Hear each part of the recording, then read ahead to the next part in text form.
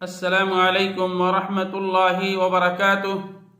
الحمد لله رب العالمين، والصلاة والسلام على أشرف الأنبياء والمرسلين نبينا محمد وعلى آله وصحبه أجمعين ومن تبعهم بإحسان إلى يوم الدين. أما بعد، معزز و مشاہدین کرام، دینی و ملی بھائیو، آج انشاءاللہ ہم آپ کو اس ویڈیو کے اندر بتلائیں گے قبر پرست اور عبادت. اللہ رب العالمین نے قرآن مجید کے اندر ارشاد فرمایا: وَمَنْ أَضَلُّ مِمَّنْ يَدْعُو مِنْ دُونِ اللَّهِ مَنْ لَا يَسْتَجِيبَ لَهُ إِلَى يَوْمِ الْقِيَامَةِ وَهُمْ عَنْ دُعَائِهِمْ غَافِلُونَ وَإِذَا حُشِرَ النَّاسُ كَانُوا لَهُمْ أَعْدَاءً وَكَانُوا بِعِبَادَتِهِمْ كَافِرِينَ.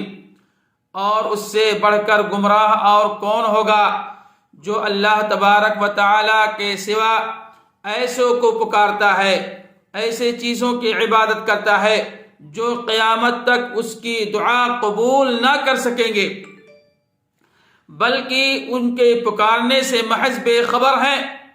اور جب لوگوں کو جمع کیا جائے گا یعنی قیامت کے دن، تو یہ ان کے دشمن ہو جائیں گے اور ان کی پرستش سے صاف انکار کر دیں گے.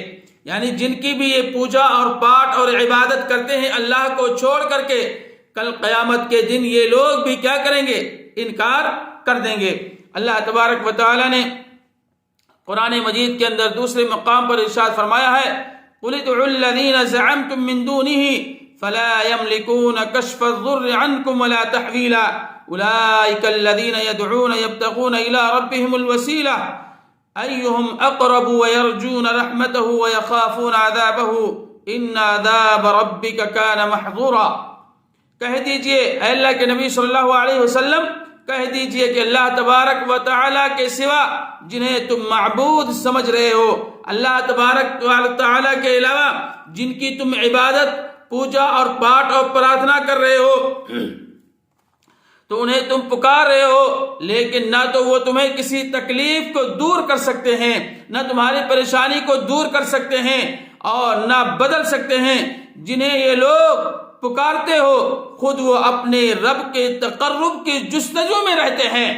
ان میں سے کون زیادہ نزدیک ہو جائے وہ خود اس کی رحمت کے امید رکھتے ہیں اور اس کے عذاب سے، اللہ رب العالمین کے عذاب سے خوف زدہ رہتے ہیں.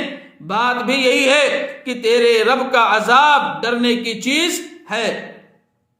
اسی طریقے سے اللہ تبارک و تعالی نے قرآن مجید کے اندر ارشاد فرمایا: ذالکم اللہ ربکم لہ الملک والذین تدعون من دونہ ما یملکون من قطمیر ان تدعوہم لا يسمعوا دعاءکم ولو سمعوا ما استجابوا لکم ویوم القیامة یکفرون بشرککم ولا ینبئک مثل خبیر. یہی ہے اللہ تم سب کا پالنے والا ہے، اور اسی کی سلطنت ہے، اسی کی سلطنت، اسی کی بادشاہت ہے. جنہیں تم اس کے سوا پکار رہے ہو وہ تو کھجور کے گٹھلی کے چھلکے کے بھی مالک نہیں ہے. کھجور ہے، اس کھجور کے اوپر، کھجور کی جو گٹھلی ہے اس کے اوپر ایک باریک سی چھلکے ہوتے ہیں، کھانے کے بعد آپ پتہ چلے گا. اللہ رب العالمین نے فرمایا: ما یملکون من قطمیر، تم اس کے چھلکے کے بھی مالک نہیں ہو. اور یہ جان لیجئے اگر تم انہیں پکارو تو وہ تمہاری پکار سنتے ہی نہیں، اور اگر بالفرض سن بھی لیں فریاد رسی نہیں کر سکیں گے. اگر وہ سن بھی لیں تو جواب نہیں دے سکیں گے، قیامت تک جواب نہیں دے سکتے ہیں، بلکہ قیامت کے دن تمہارے اس شرک کا صاف انکار کر جائیں گے. آپ کوئی بھی حق تعالی جیسا خبردار خبریں نہ دے گا. کہنے کا مقصد یہ ہے کہ جو لوگ دنیا کے اندر اللہ رب العالمین کے علاوہ کسی دوسرے کی عبادت، پوجا اور پاٹ اور پرارتھنا کرتے ہیں، یہ سن اگر مان لیا جائے اس آیت کریمہ میں جو بتایا، سن بھی لیں تو جواب نہیں دے سکتے ہیں. مستجاب لہم یوم القیامہ، یعنی قیامت تک جواب نہیں دے سکتے ہیں. میرے بھائیو، سنتا کون ہے، دیکھتا کون ہے، دیتا کون ہے، رازق کون ہے، یہ ساری چیزیں سب اللہ رب العالمین دیکھ کرتا ہے. تو ہمیں اور آپ کو چاہیے کہ اللہ رب العالمین کی عبادت کریں اور اس کی عبادت کے اندر کسی کو شریک نہ کریں.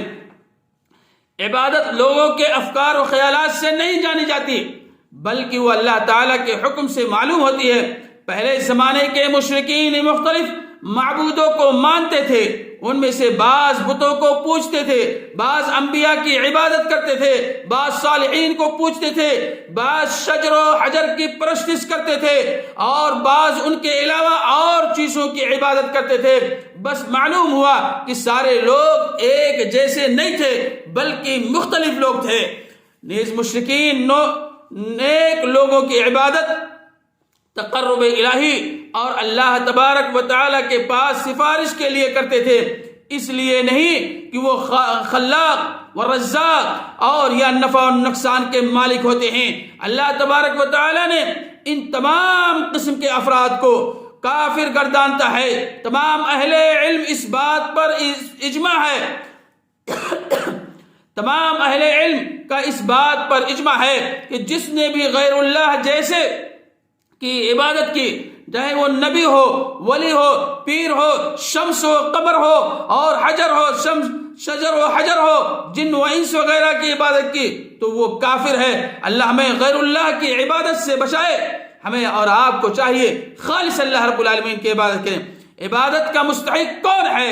عبادت کا مستحق صرف اور صرف اللہ تبارک و تعالیٰ کی ذات ہے، اس کے علاوہ کسی اور کی عبادت جائز نہیں ہے۔ غیر اللہ کی عبادت کرنے کیا ہے؟ شرک ہے۔ انبیاء، اولیاء اور جن و انس کسی چیز پر قادر نہیں ہے۔ ہر چیز پر اگر قادر کوئی ہے تو اللہ رب العالمین ہے، اس کے علاوہ کوئی نہیں ہے۔ میرے بھائیوں، ہمیں چاہیے کہ ہم خالص اللہ رب العالمین کی عبادت کریں۔ قبر پرست یا قبروں کی عبادت یا قبروں کی پوجا اور پاٹ اور پرارتھنا، یہ ساری چیزوں سے ہم دور رہیں، خالص اللہ کی عبادت کر لیں۔ انشاءاللہ دنیا کے اندر بھی کامیابی ملے گی اور آخرت کے اندر بھی کامیابی اور کامرانی ملے گی۔ اللہ رب العالمین سے دعا ہے، الہ العالمین ہم تمام لوگوں کو اللہ رب العالمین کی خالص عبادت کرنے کی توفیق عطا فرما۔